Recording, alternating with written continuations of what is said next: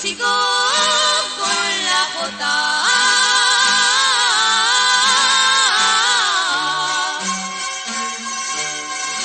Nunca se podrán casar,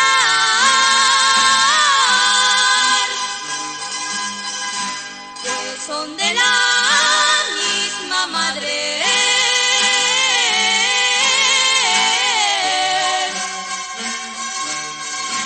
Y nadie lo niega ya.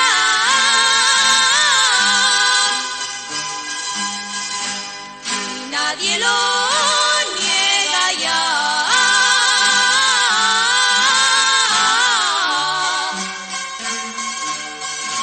Y el chico con la J.